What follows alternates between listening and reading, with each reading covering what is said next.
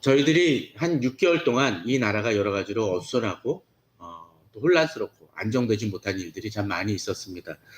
뭐 결과 어찌 됐건 간에 저희들 선거는 끝났고 이제 좀 안정을 취해야 할 때인 것 같습니다. 특별히 더더군다나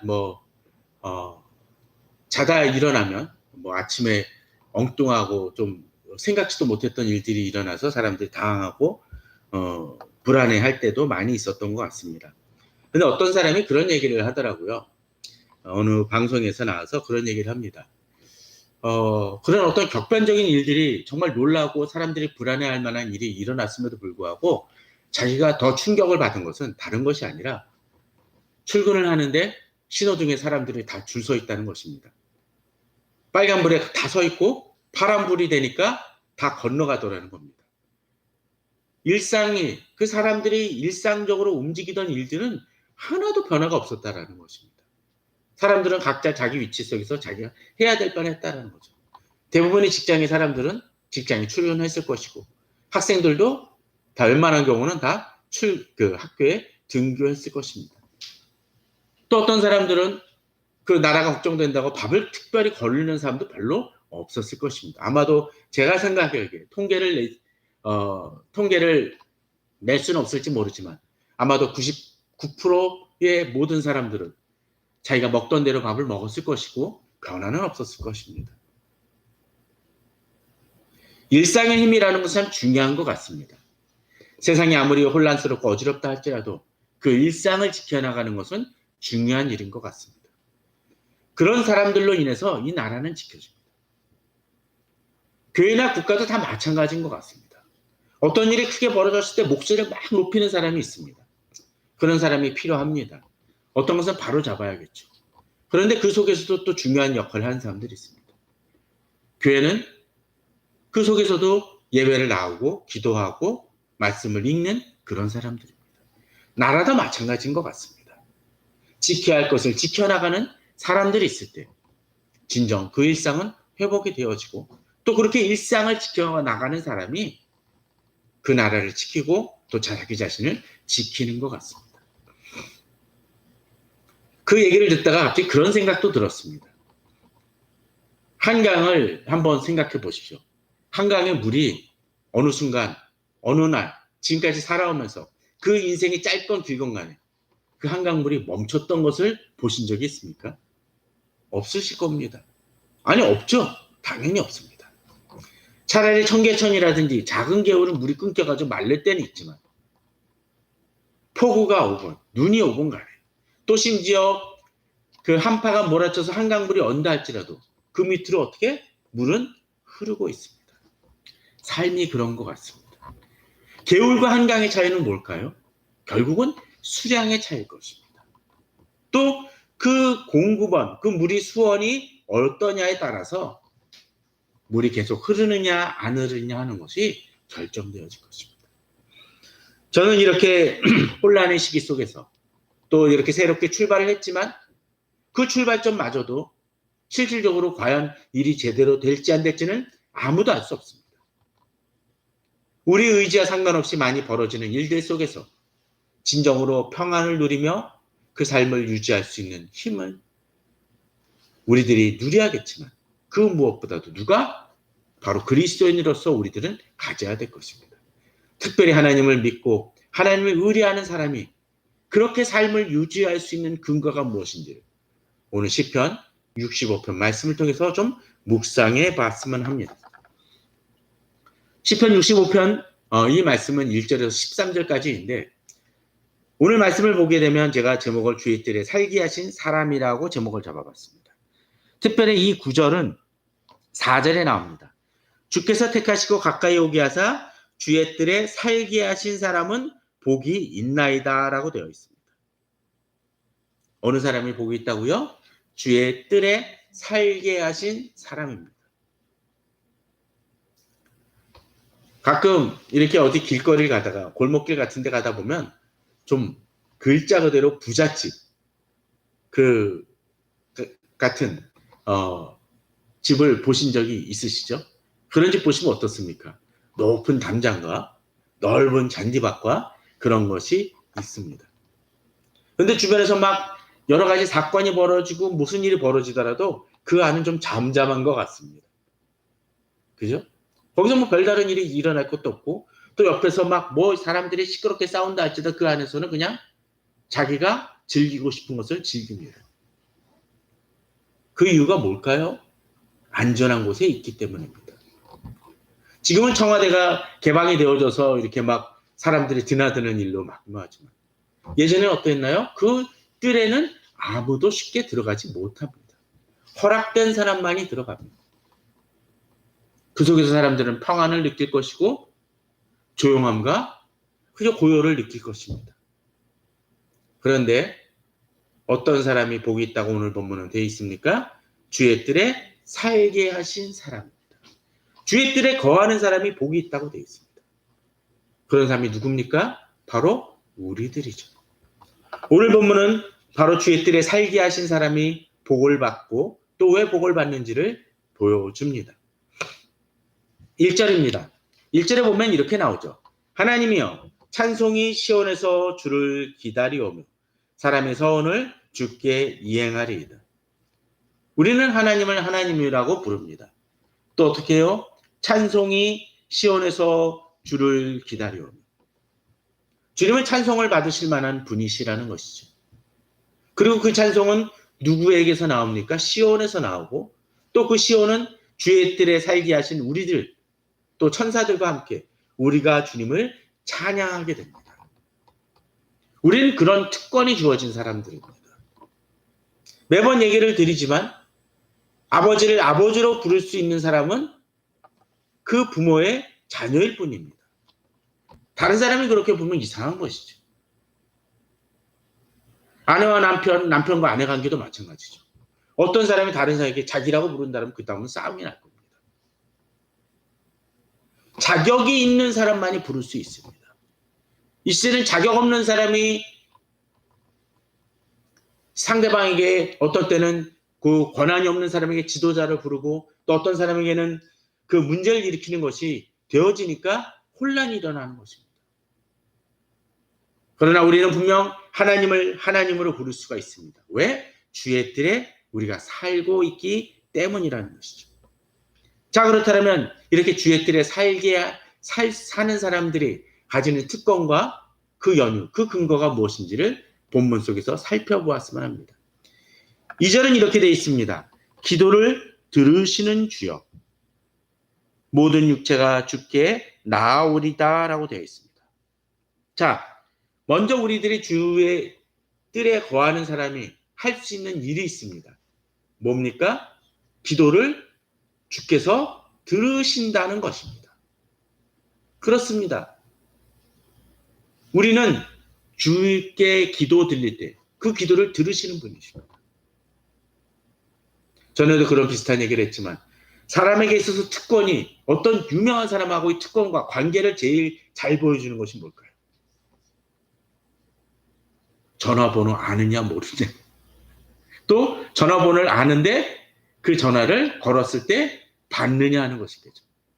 우리 성도님들도 그런 전화번호 보면 여러 사람이 있는데 안 받는 분들이 있지 않습니까? 안 받고 싶은 사람이 또 있죠. 또 어떻습니까? 전화번호는 아는데 차단시킨 경우도 있죠. 바로 그런 것 같습니다. 주님은 우리 전화를 받으시는 분이십니다. 얼마 전에 그 국무회의가 처음 열렸다고 했었을 때 대통령께서 그런 얘기가 나오죠. 자기 개인 전화번호를 국무위원들한테 알려줬다고. 그 얘기는 뭡니까? 당신들이 전화하면 나 받겠다는 얘기입니다. 아마도 특별히 이름도 기록을 했겠죠. 그 이름 호칭이 어떤 때는 잘못된 막 좀 별로 좋지 않은 이름으로 기록될지 모르지만 그런 경우 가끔 있죠.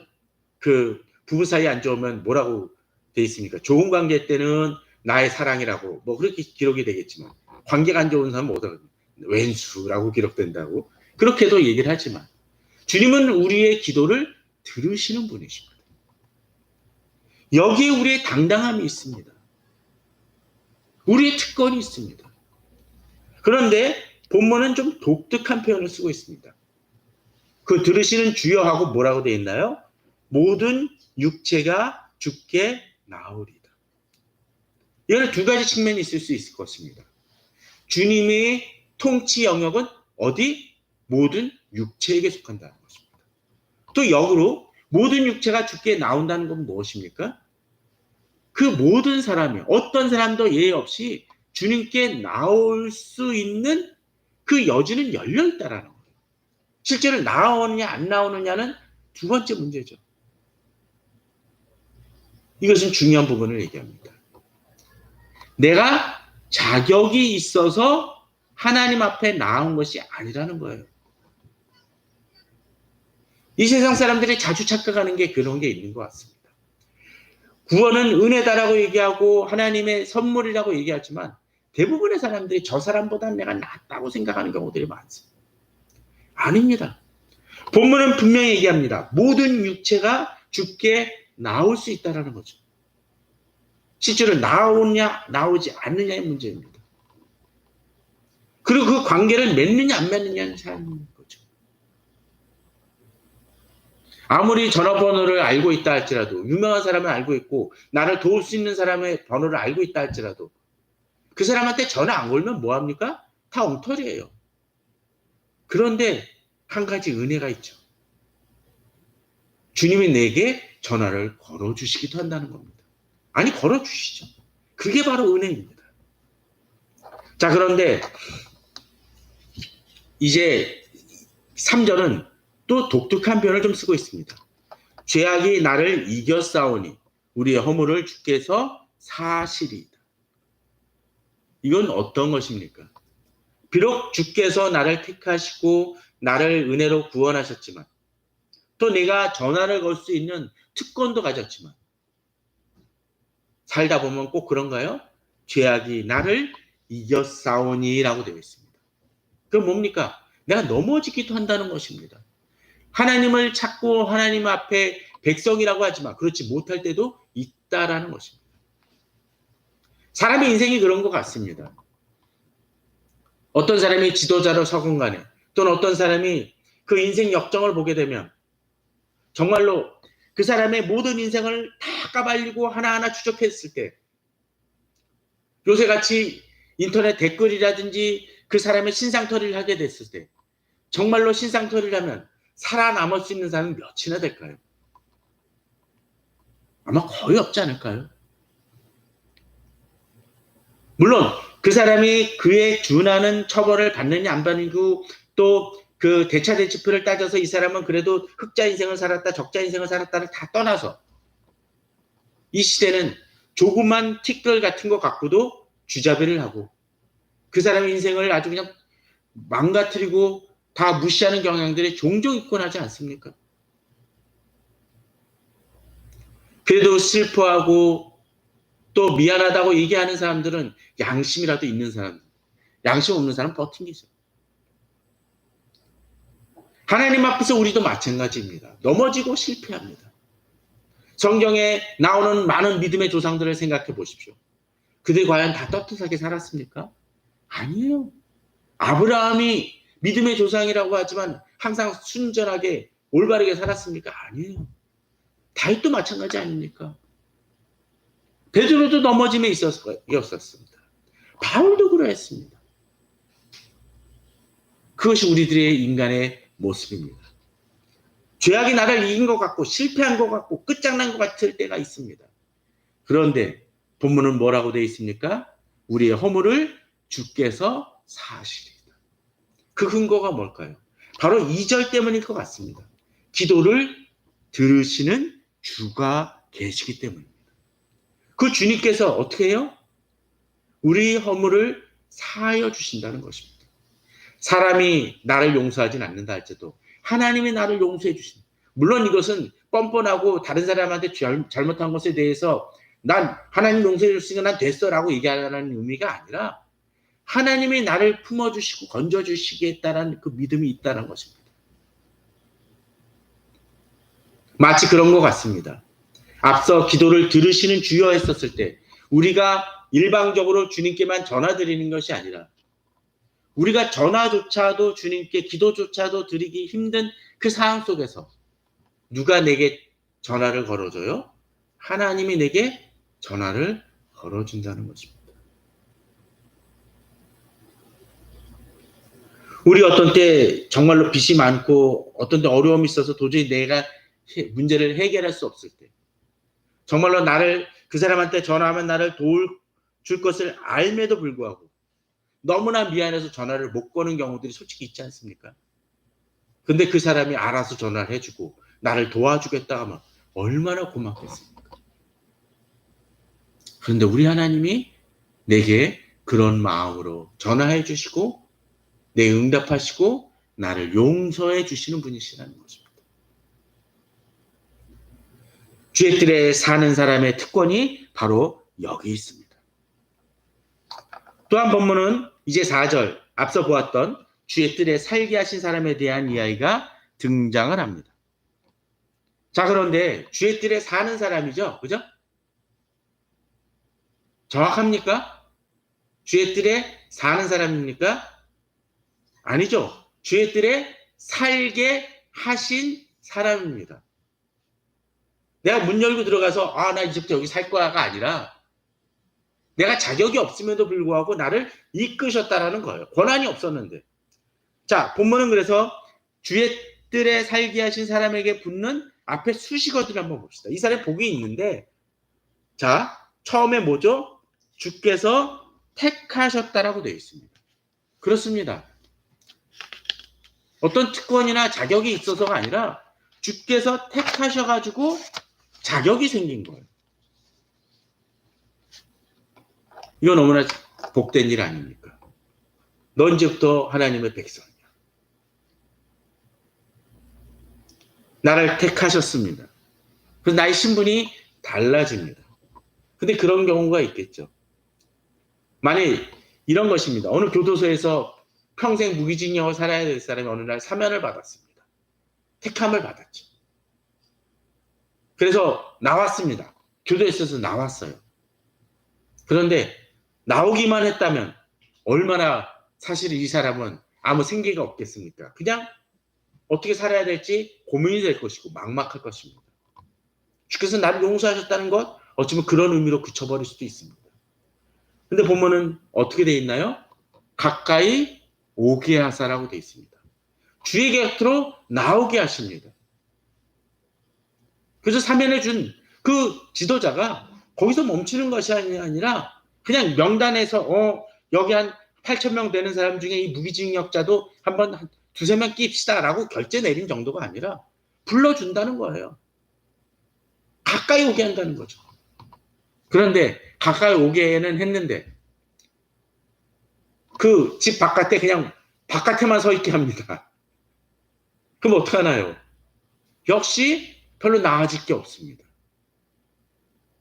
그런데 본문은 어떻게 해요?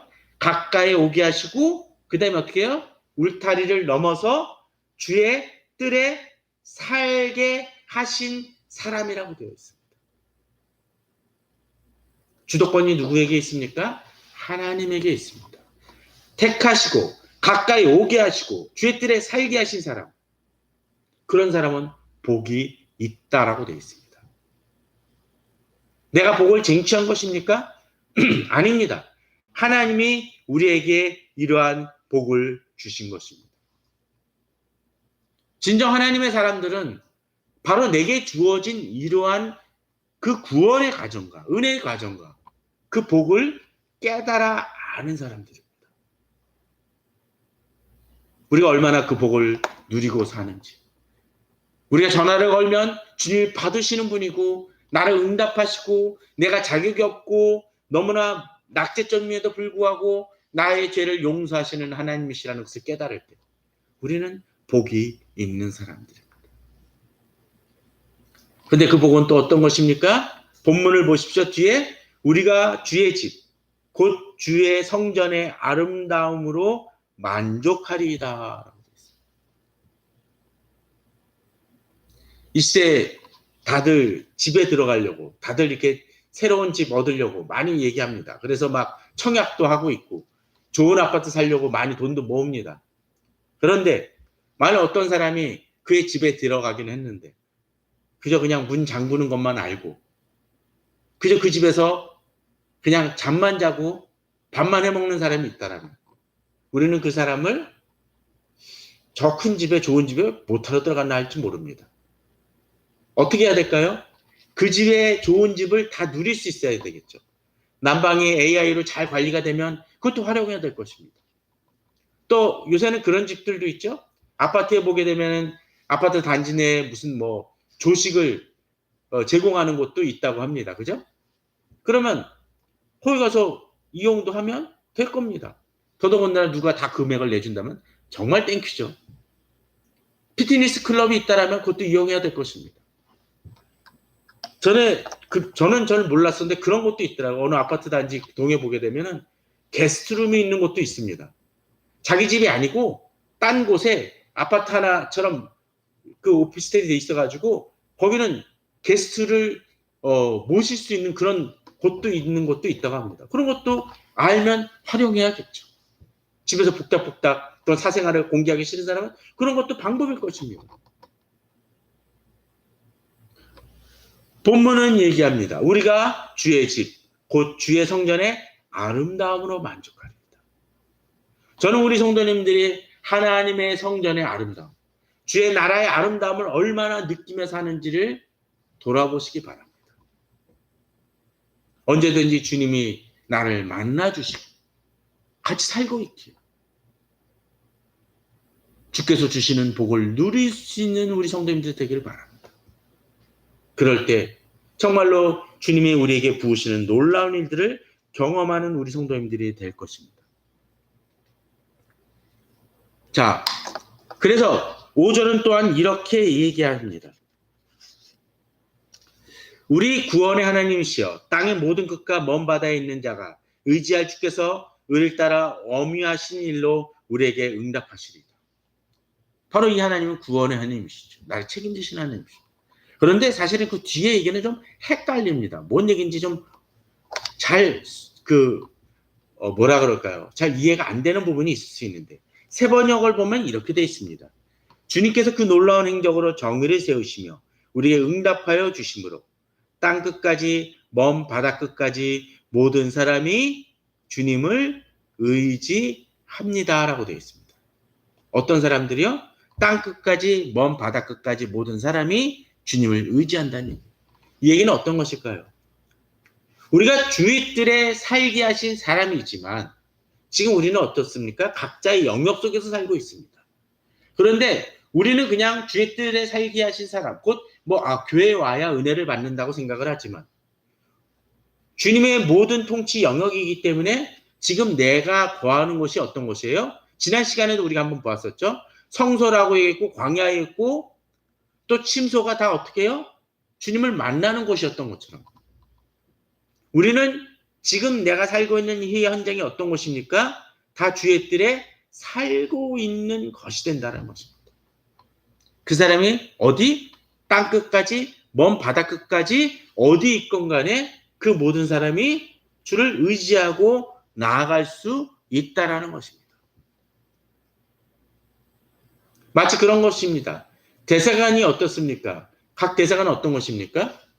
우리나라에 대사관이 참 많이 있습니다. 그죠? 제가 대학교 때 방범 아르바이트를 한 달 정도 해본 경험이 있는데 그 밤에 보게 되면 이태원 쪽이래 가지고 지나가다 보면 대사관이 무지 많습니다. 아파트 같은데 오피스텔 같은 데도 있고 막 여러 군데 있습니다. 그런데 그곳은 어떤 것이죠? 그 나라에 대한민국에 있다 하고 그 건물이 있다 할지라도 경찰권이 거기는 터치를 못하죠. 그것은 그 나라 땅과 같습니다. 우리 그리스도인이 그렇다라는 것입니다. 세상이 우리를 아무리 공격하고 우리를 헐뜯고 우리를 이간질한다 할지라도 우리가 거하는 곳이 어디요? 치의 법권의 영역, 하나님의 통치가 머무는 곳이기에 우리는 당당할 수가 있습니다. 그 속에서 어떤 일이 벌어집니까? 우리를 구원하시는 하나님이시고 주님의 통치로 정의를 세우시는 하나님이십니다. 우리에게 응답하여 주시는 하나님이시라는 것이죠. 예전에 휴대폰 중에 선전할 때 그런 거 있지 않습니까? 우리나라 어느 곳에서도 통화 가능한 뭐 하면서 나옵니다. 진짜 그런 것 같아요. 예전에 산꼭대기에서도 한번 받아본 적이 있긴 합니다. 전화가 되더라고요.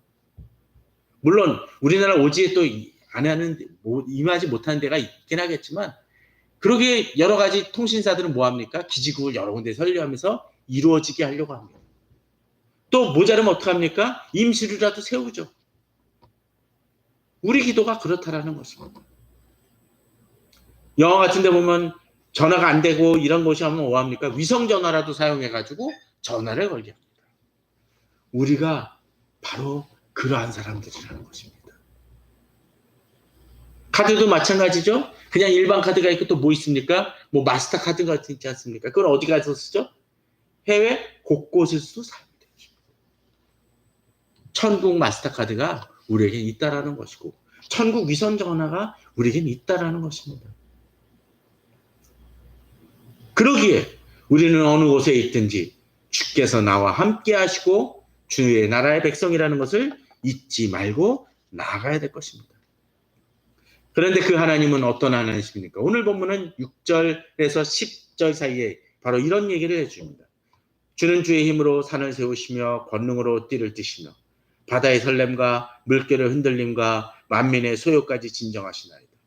땅 끝에 사는 자가 주의 징조를 두려워하나이다. 주께서 아침 되는 것과 저녁 되는 것을 즐거워하게 하시며. 결국 이 얘기는 뭡니까? 주님께서 이 세상 모든 것을 주관하시고 돌보신다는 것입니다.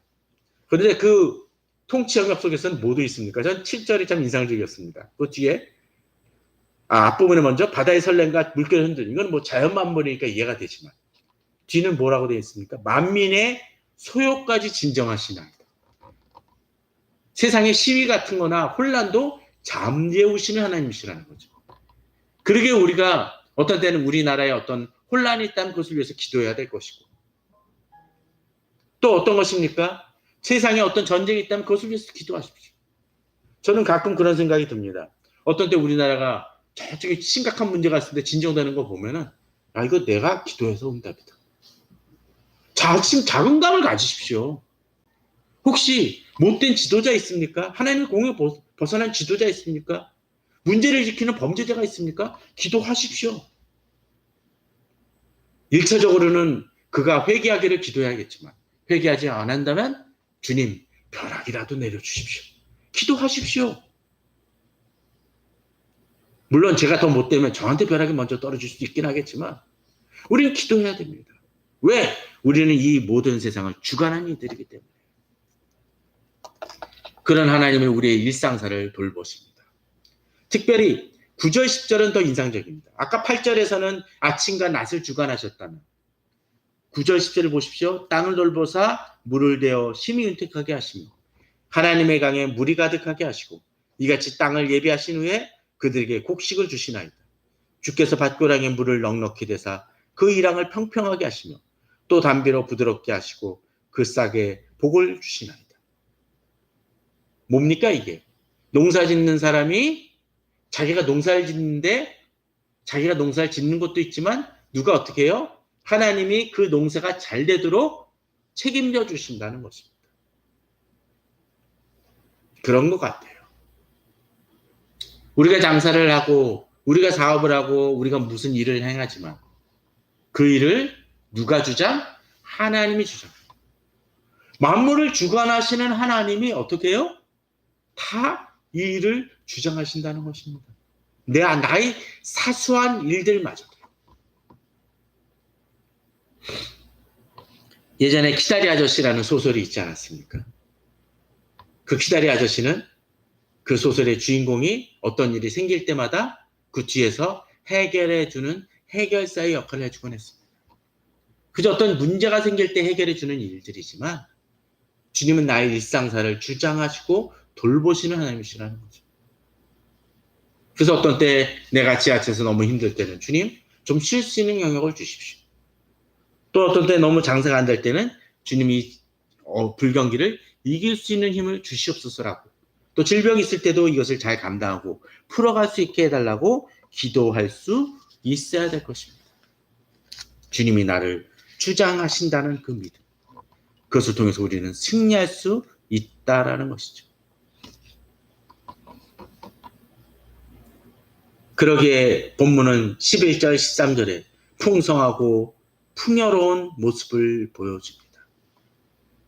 그리고 12절 13절에서 나오듯이 기쁨으로 띠를 띠고 외치고 노래하는 그 모습처럼 진정으로 하나님의 백성으로서 또 주의 뜰에 살게 하신 자로서 주의 성전이 어떠하고 주께서 이루시는 일들이 어떠함을 깨달을 때 어떡합니까? 주를 찬양할 수 있다는 거죠.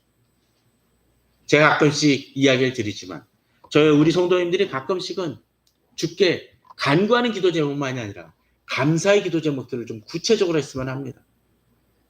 가끔 보면은 기도 제목을 부탁하시는 분은 많은데 기도 응답이 이렇게 이루어졌나라고 고백하는 분들은 별로 없음을 보게 됩니다.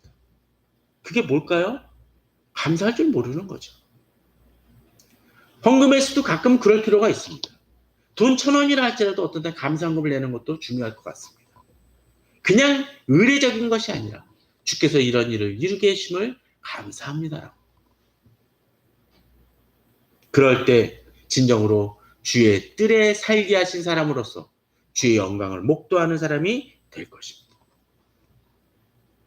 이제 말씀을 마치며 다시 1절로 돌아갔으면 합니다. 앞서는 하나님이여 찬송의 시온에서 주를 기다려오며 곧 찬송을 우리가 주께 올리는 이유를 우리는 지금까지 살펴보았습니다. 그런데 진정으로 주를 찬양하며 주의 뜰에 살게 하신 사람이라면, 사는 사람이라면, 또 그 기쁨을 누리는 사람이라면 그저 그냥 거기 거하는 것만이 아니라 사람이 서원을 주께 이행하리다는 그 말씀처럼 주의 말씀대로 내가 살겠다는 결단하는 사람이어야 되어야 할 것입니다. 이 시대에 너무나 험악합니다. 하나님께 간구하는 사람도 많고 아뢰는 사람도 많고 하소연하는 사람도 많지만 진정으로 주의 은혜를 경험하고 그것을 체험하며 사는 사람들은 이제 내가 주의 백성으로서 합당하게 살고자 하는 결단이 있어야 될 것입니다. 앞서 우리가 넘어질 수도 있습니다. 죄악이 나를 이겨서 나를 넘어뜨리고 실패하게 할 수도 있습니다. 그러나 분명한 건 그것입니다. 그러나 그런 속에서도 우리가 주의 말씀대로 올곧게 살려고 발버둥치며 힘쓰고자 하는 모습. 왜? 그것은 의무감이나 짐이 아니라 주께서 주시는 축복과 은혜를 알기 때문이라는 것이죠. 그러한 마음으로 이제 새로운 출발을 또 도전하시는 우리 성도님들 되시기를 주님의 이름으로 축원합니다. 다 같이 기도하겠습니다.